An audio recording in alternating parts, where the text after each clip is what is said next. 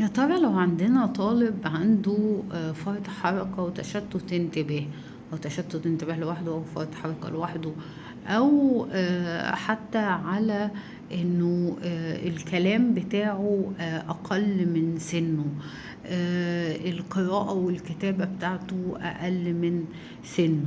طيب احنا نعمل معاه ايه؟ وابتدى في المدرسة يضايق المدرسة ويتضايق مع الطلبة اللي حواليه، يعني زمايله. ممكن يتضايق مع جزء منهم، وممكن جزء يبقى في مشكلة مع المدرسين. في طريقة ان احنا ممكن نحول اجزاء من اللي احنا بنعملها اونلاين. فهنعمل مثلا انه الرايتنج بتاعنا، الكتابة بتاعتنا، هنعملها على اونلاين اكتيفيتي. يعني نعمل مثلا الاساينمنت، بدل ما الولاد هيكتبوها او هيعملوها، هو نحطها له اونلاين. فبالتالي مثلا يبقى فيه زي سلايد شو.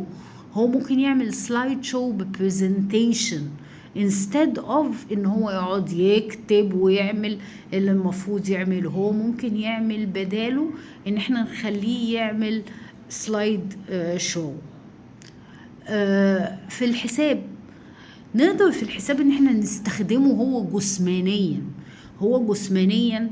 مثلا لو هنعمل حاجة اسمها زي سكيب كاونتينج، فانا هخليه يتنطط ما بين 2 4 6، ما كل رقم هنطه للرقم اللي بعده واقوله، فاتنين ونط، 4 ونط، 6.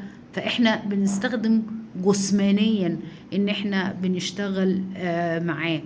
فهو مهم قوي ان احنا نقدر ان احنا نعمل الماث بهاندز اون. لما نعمل الماث بهاندز اون، وده هيخلي الولاد يشتغلوا كاينستاتيك بطريقة جسمانيا، ان انا بعمل الحساب بتاعي.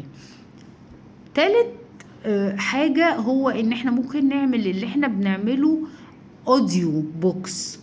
بدل الكتاب، ما انا المفروض ان انا اقعد اقرا فيه واقعد اضيع وقت كبير قوي في ان انا اقعد اقرا، ووقت كبير قوي في ان انا الكلمه بقولها وقت طويل، والكلمه السنتنس الجمله وقت طويل قوي. طب ما تيجي نعملها اوديو بوكس، هو يسمعه ويحل عليه. فده هيخليه ان انا بشوف الحاجه. يعني الاوديو بوكس بيخليني اشوف الحاجة فيجوال الاول، وده يساعدني جدا جدا ان انا اعمل الكومبريهنشن بتاعي with الاوديو بوكس. كمان مهم ان احنا ممكن نعمل جزء لطيف نعمله في مع الولاد، ان احنا نشتغل فيجوالي، بس نحط وقت للحاجة اللي الطالب هيعملها. مثلا انت هتقرأ assignment معينة،